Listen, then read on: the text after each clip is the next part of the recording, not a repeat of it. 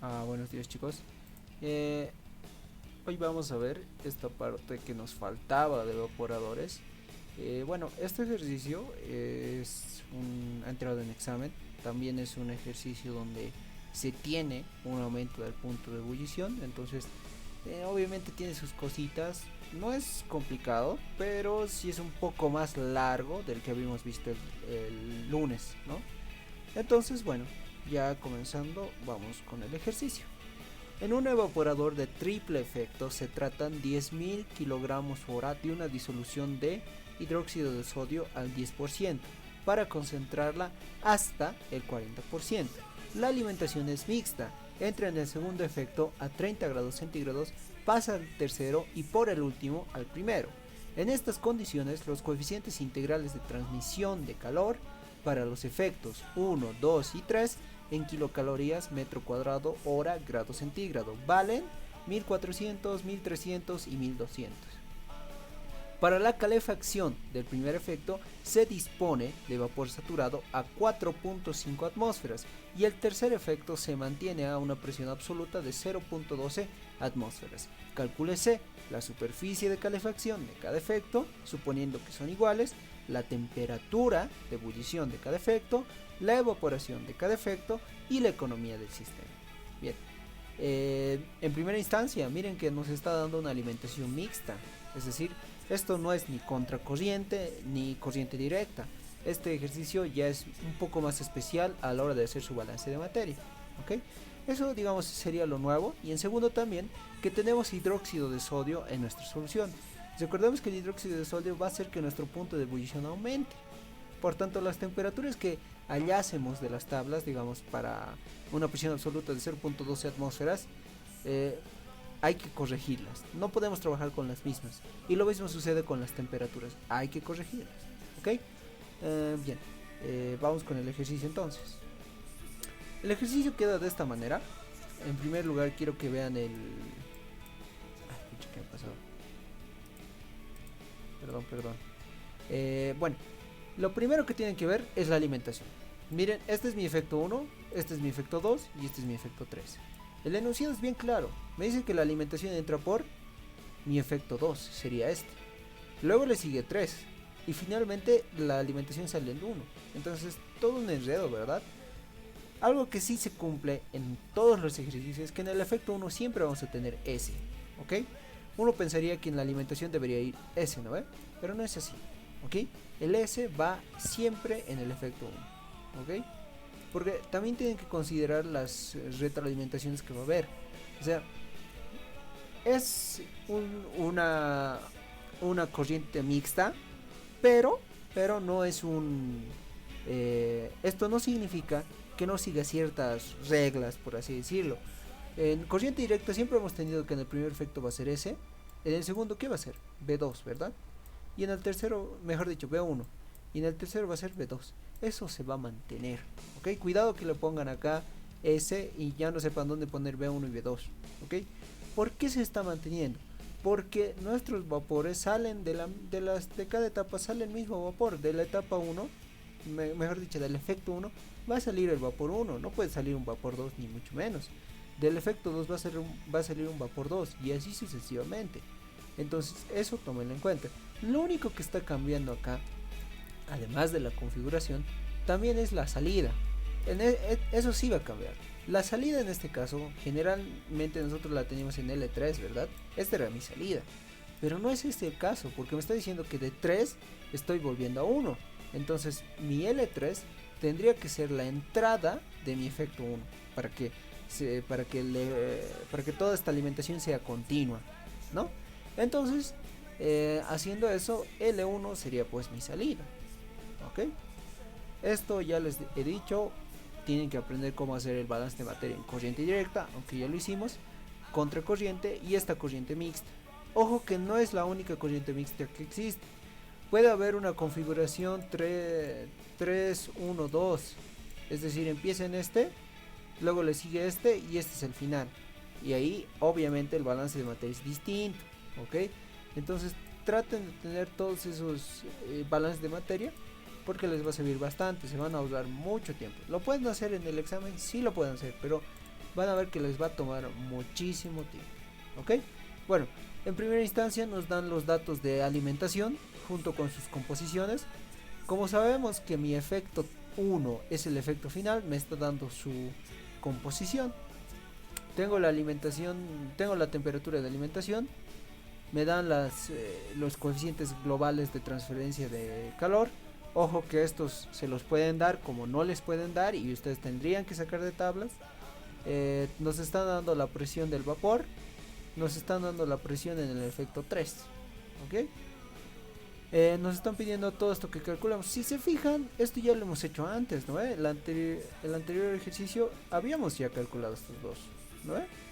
Estos también los habíamos calculado. Lo nuevo, digamos, sería la economía, pero en la clase pasada también hemos visto que la economía no es nada más que la sumatoria de los vapores sobre la cantidad S.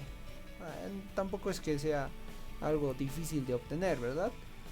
Bien, lo primero, como en cualquier ejercicio, balance global de materia. Sabemos que ese va a ser, ojo que sea la configuración que sea, ese siempre se va a ir. Segundo, aquí está cambiando. Generalmente en este caso teníamos L3 si era corriente directa, pero en este caso L3 es ya un flujo continuo, es decir, sale de acá pero está entrando acá, por tanto se eliminaría. El único que no se elimina es L1 porque es una salida y ya nos retroalimenta a otro efecto. Por eso es que L1 se queda acá. ¿Ok? Luego, ¿qué más? Despejamos la alimentación en función de todo esto. Vamos a hallar L1, ¿cómo lo hacemos? Mediante el balance parcial, ¿verdad? Tenemos su composición. Por tanto, si yo hago un balance parcial, puedo hallar directamente L1. Lo voy a reemplazar en esta ecuación y obtenemos nuestra ecuación primordial, ¿no? Que es ecuación 1. Posterior a ello, lo vamos a resolver esta ecuación la vamos a resolver con las otras ecuaciones que nos generemos de los balances de materia. ¿Qué más? Para el caso donde se tenga hidróxido de sodio dentro de la solución, se necesitan los valores de X2 y X3. Para ello, ¿para qué se necesita el valor de X2 y X3? Se preguntarán, ¿no? ¿Por qué no tenemos esas composiciones? Solo tenemos XF y X1. Estos valores me van a servir para determinar el incremento del punto de ebullición. Y van a ver cómo se calcula también ese valor, ¿ok? Para ese efecto, para calcular estas composiciones, yo lo que voy a hacer va a ser suponer que todos los vapores son iguales, ¿ok? Solo para calcular estas composiciones, mucho ojo. Entonces, si yo digo que todos son iguales, aquí me va a quedar, todo este término de acá va a ser 3B, ¿no? Y como yo ya tengo L1 y tengo mi alimentación, puedo calcular tranquilamente pues el valor de B, ¿no? Y eso es lo que he hecho. Calculamos y había sido 2500 kilogramos hora. Posterior a ello, voy a hacer los balances de materia en cada efecto. En el segundo efecto, balance global, balance parcial. ¿Para qué? Para hallar mi cantidad de L2 y X2. Esto lo estoy haciendo solamente para hallar X2 y X3, ¿ok? Igual hago en el primer efecto balance global y balance parcial y obtenemos la composición X3. Las composiciones es lo que más me interesa, ¿ok? Bueno, ahora viene algo nuevo. Obtenemos el delta T. Recordemos que el delta T total era la suma de todos los deltas, ¿no? Ahora, estos deltas son un poco diferentes, por eso es que llevan una comilla. ¿Por qué? Y el TS no va a cambiar. Más que todo lo que cambia son las temperaturas de salida, que son estas, ¿ok? T1, T2 y T3, por eso están con una coma, ¿ok? Este T1 y T2 son temperaturas de entrada, no las consideramos como un aumento, ¿ok? Bueno, en segunda instancia, nuestras temperaturas primas son de esta manera, se definen de esta manera. Mi temperatura que tenía más un incremento, ¿ok? Este es el aumento de punto de ebullición 1, aumento de punto de ebullición 2, aumento de punto de ebullición 3. Así se definen, ¿ok? Para cada efecto vamos a tener un aumento de punto de ebullición debido a la presencia de hidróxido de sodio. Yo voy a reemplazar estas ecuaciones en esta de acá, ¿ok? Y cuando hago el reemplazo se vuelven a ir mis temperaturas de entrada y salida, ¿no? Como pasaba en anteriores ejercicios, ¿no? Lo único que me va a quedar va a ser la temperatura de entrada y la temperatura de salida de mi efecto, ¿ok? Observen también que a pesar de que nosotros hemos hecho una alimentación mixta, una alimentación contracorriente o directa o lo que sea, sigue manteniéndose el orden de que TS es mi entrada y T3 es mi salida. Y eso no va a cambiar, chicos. Porque este balance de temperaturas no varía de acuerdo a la configuración de de mis efectos, ¿ok? No varía. Entonces, de esa manera es que yo estoy poniendo estos dos valores. Porque hagan el balance que hagan, siempre se va a ir T1, T2, T2, T2 y así. ¿Ok? ¿Qué más? Ahora, vamos a hacer vamos a usar las tablas, ¿ok? De estas tablitas que habíamos usado anteriormente. Voy a volver a usar estas para hallar mi entalpía del líquido y mi entalpía del vapor, ¿ok? Yo entonces lo que hago de esas tablitas, yo voy a hallar mi temperatura S, su entalpía de vapor y su calor de vaporización. Lo mismo voy a hacer acá, ok. Y ahora viene algo nuevo. ¿Cómo hallo este incremento de punto de ebullición? ¿Cómo lo hallo? Hay una ecuación y esta ecuación sale de los textos, ¿ok? A veces van a usar esta ecuación, pero a veces hay expresiones como de este tipo. Y eso va a depender ya del docente, cómo les dé, ¿ok? A veces el docente incluso pone EP, un valor, no sé, un valor constante 50 por X. El X siempre va a representar mi fracción molar.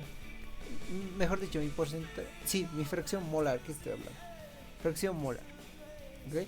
Recordemos que en todos estos ejercicios que hemos ido resolviendo, estos porcentajes son porcentajes másicos, no son fracciones molares. ¿Ok?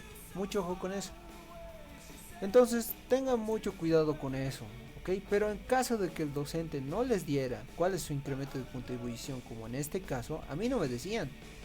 Solo me dicen que había un incremento, ¿no ve?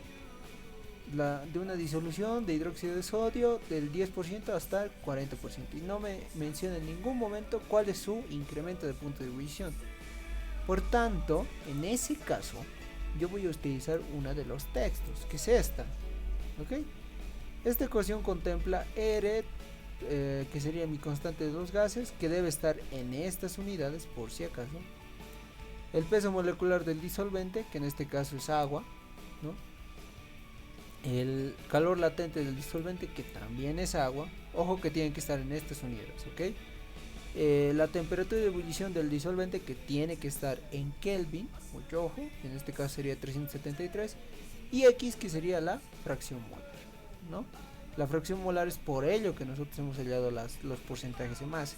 Ahora, las fracciones molares, ojo, hay que calcularlas, porque nosotros hemos calculado solo los porcentajes en masa, ¿no? Y eso es lo que hemos hallado. He hallado los porcentajes en masa hace un momento mediante nuestra consideración de que los vapores eran iguales. Luego recordemos esta ecuación que utilizábamos para transformar, ¿no? O lo usábamos para transformar fracción molar o transformar composición en peso, ¿no? Entonces yo voy a utilizar esa ecuación y obtenemos esto, ¿ok? Estas son mis fracciones molares y con estas tengo que trabajar.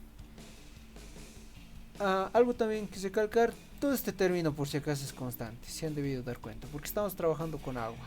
A menos que el docente les dijera otro disolvente, ahí ya difícil, ¿no? Pero no creo que pase, pero hay que estar nomás al pendiente, ¿no? Entonces, yo ya tengo mis fracciones molares y recordemos que este valor es un valor constante y voy a hallar mis incrementos. Mis incrementos siempre van a salir con estas unidades, grados centígrados, ¿ok? Ojo que siempre cumplan ustedes estos valores de acá, ¿ok? Tengan mucho cuidado. Como yo ya tengo mis incrementos de punto de ebullición, recordemos esta ecuación beta. Ojo que tengo mi temperatura S y tengo mi temperatura T3. Entonces yo puedo hallar mi delta T total, ¿no ve? ¿Sí o no? Tengo todos esos valores. Y hallamos el delta T. Posterior a ello sabemos que el delta T es la suma de todos mis deltas, ¿no?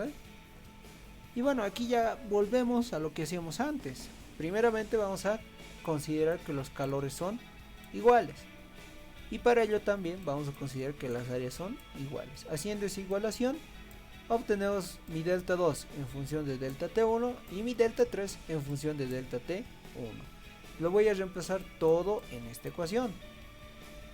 Como todo está en función de delta T1, vamos a despejar delta T1 y vamos a hallar su valor. Como yo ya tengo delta T1, puedo hallar delta T2 y delta T3. Y bueno, el balance es el mismo que hacíamos, solo que con la diferencia de que ahora tenemos un incremento de punto de ebullición. Pero los incrementos ya los hemos calculado, son valores dados.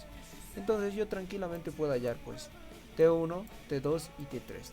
Ahora, ¿qué decíamos de T3? T3 generalmente tenía que ser el mismo valor que calculábamos de tablas. Será el mismo 49.683, 49.684.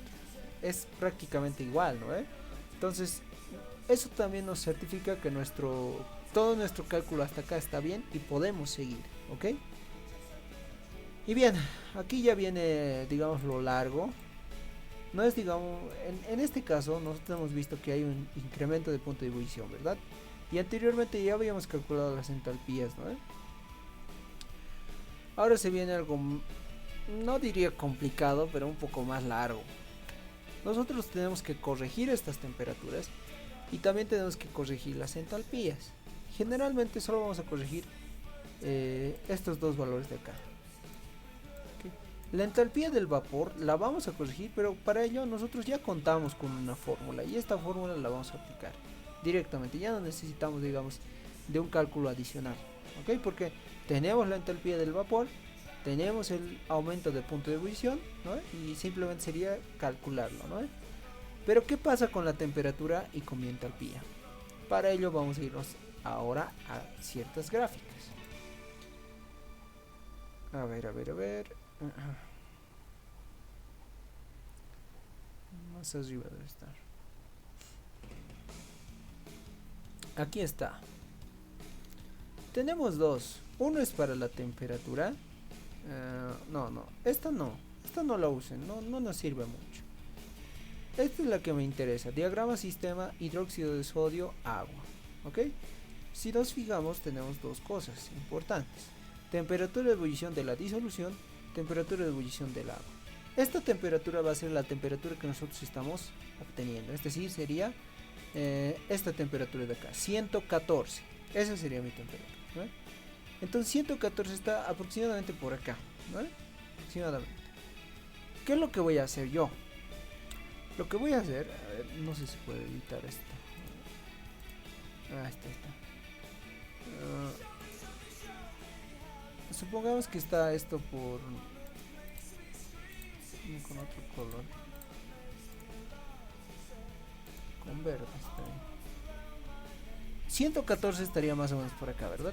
Ahora, estas líneas con tendencia nos están mostrando un porcentaje de hidróxido de sodio en peso. Y eso lo tenemos calculado, ¿verdad? Sabemos que es 0,40. Entonces, ¿qué es lo que vamos a hacer? Vamos a agarrar nuestra gráfica y de acá vamos a generarnos una línea. Esta línea va a intersectar con el que sea 40%, que sería este de acá, más o menos. No, este de acá sería. Intersecta ahí, ¿no? Como ya he intersectado, yo lo que voy a hacer va a ser de este punto, voy a irme de manera horizontal y vamos a hallar el nuevo aumento del punto de ebullición. Esta sería mi nueva temperatura, porque esta temperatura ya está contemplando el hidróxido de sodio. ¿Ok?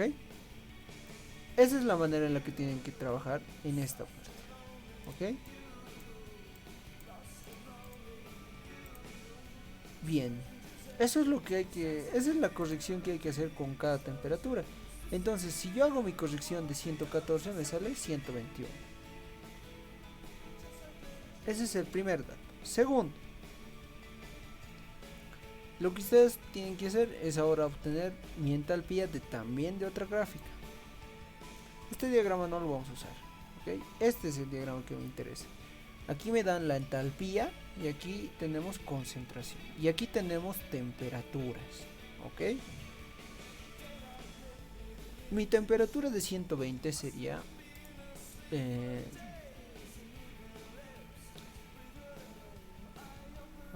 ver. Yo tengo una composición de 0.4, ¿no? Yo voy a comenzar desde este punto y voy a llegar hasta una curva que me represente 120. Esta de acá representa el 100. Esta representaría 110 y esta sería 120. Entonces, esta es la que yo intersecto, ¿ok? Si obtuviesen valores intermedios estaría más o menos pues por el medio, ¿no? Entonces, yo después de intersectar me voy de manera horizontal y obtenemos el valor de mi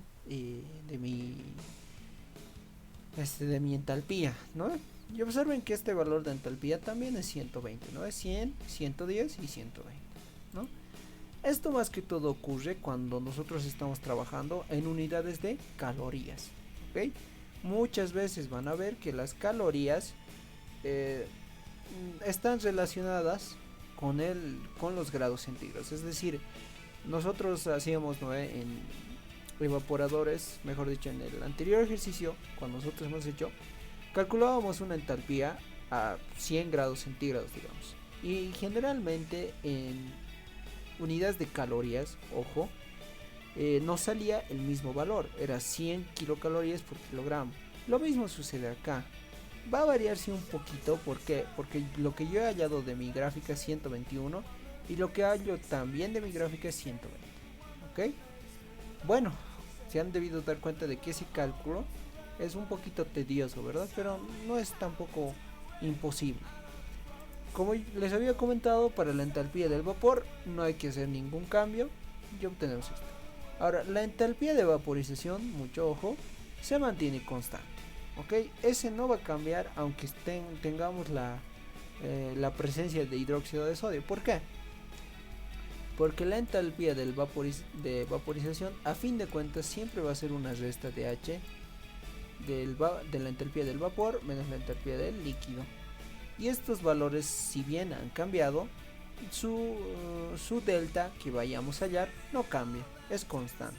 Por eso es que no es necesario hacer una corrección en esta parte, ¿ok? Bien, habíamos hecho esto solo para el efecto 1. Para el efecto 2 hay que hacer de la misma manera.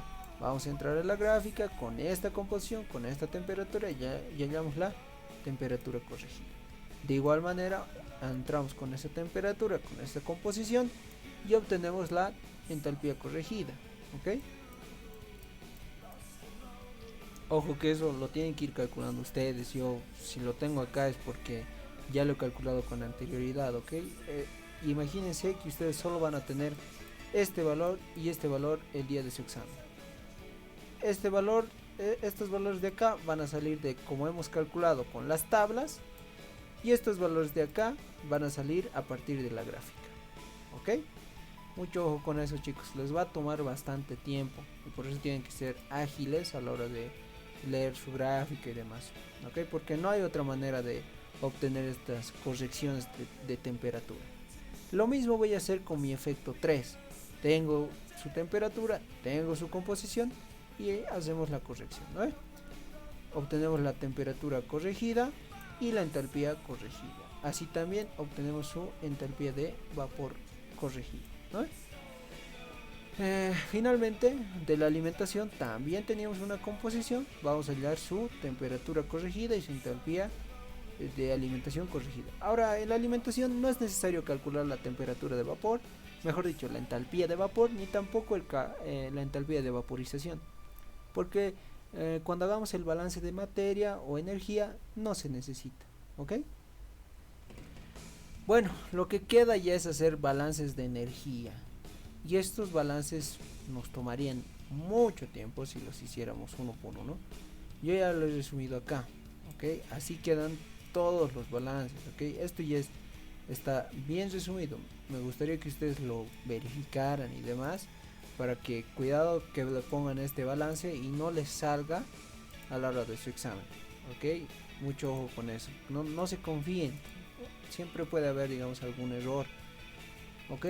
Yo lo hice de esta manera. Estas son las ecuaciones que me salen después de hacer el balance de materia en cada efecto. Hay que hacer, ustedes saben que hay que hacer balances de materia adicionales para dejar en función de las variables y en función también de valores constantes, ¿ok? Eso ya se los dejo como tarea para ustedes. Ya tenemos las ecuaciones. Como ya tenemos las ecuaciones y anteriormente habíamos obtenido esta ecuación de acá, podemos resolver nuestro sistema 4x4, ¿no? Y obtenemos las cantidades de vapores y de ese. Y bueno, lo que sigue es idéntico a lo que habíamos hecho anteriormente con el ejercicio de corriente directa. Calculamos los calores. Posterior a ello, como ya tenemos el calor, el coeficiente global y los delta T, podemos hallar el área, no es nada más que de esta manera. No, mejor dicho, este es el área corregida. El área la vamos a calcular para cada efecto, ¿no? Que sería de esta manera, ¿ok? Como no es constante y que, bueno, obviamente no nos iba a dar a la primera iteración un valor constante, nosotros tenemos que corregir el área. ¿Y cómo corregimos el área? Con este cociente acá, ¿no? Corregimos el área y lo que queda hacer es determinar los nuevos delta T, ¿no? Obtenemos los nuevos delta T y obtenemos T1, T2 y T3 corregidos, ¿no? Y bueno, ya volver a hacer esto es bastante monótono. Ya lo hemos hecho una vez, ¿no? Y es el mismo procedimiento. Primeramente hay que corregir las temperaturas T1, T2 y T3. También hay que corregir las entalpías tanto de líquido y de vapor. Y los valores de la alimentación y de TS se van a mantener constantes, ¿ok? Mucho ojo con eso. Y bueno, ya realizando una segunda iteración, los resultados que nos salen es esto. Ojo que yo me estoy saltando todo este cálculo de nuevo porque es bastante largo. Y es lo mismo que habíamos hecho acá. Es idéntico. Lo único que van a tener que hacer es cambiar sus temperaturas, cambiar sus entalpías, ¿no? Y obviamente ya como consecuencia va a cambiar pues estos valores constantes que tienen acá, ¿no? No van a ser los mismos. Eso es lo único que va a cambiar, porque su balance, si está bien hecho, no hay que cambiarlo, ya está el balance, ¿ok? Lo único que tienen que hacer es cambiar los datos con los que están trabajando. Y bueno, los valores, me sale que el área había sido 41.52 metros, la temperatura del efecto 1 108 grados centígrados, la temperatura del efecto 2 76 grados centígrados. Tenemos las cantidades B1, B2, B3 y S. Y bueno, aquí lo nuevo, la economía sabíamos que se define como la sumatoria de vapores sobre S, y eso lo hemos visto. Lo único que se debería hacer, mejor dicho, en esta parte es simplemente hacer la sumatoria de estos tres sobre esto. Y el valor que me sale es 1.91. ¿Ok? Y bueno, ese sería el ejercicio 2 de esta parte de evaporadores. Yo sé que es un poquito largo este ejercicio, pero observen que hay cosas que podemos tenerlas a la mano ese momento del examen, y una de ellas es el balance de materia. Si ustedes ya tuviesen el balance de materia preparado, muchos cálculos se les van a hacer más fácil. Y ojo que también esto ustedes pueden programarlo en una hoja Excel también, es posible. Y eso también les aliviana mucho el cálculo, ¿no? Pero ya es iniciativa de cada uno, ¿no? Bueno, con esta parte estaríamos culminando la parte de evaporadores, y ya la siguiente semana vamos a ver un repaso general de todo lo que es esta parte del tercer parcial, ¿no? Bueno, hasta luego muchachos.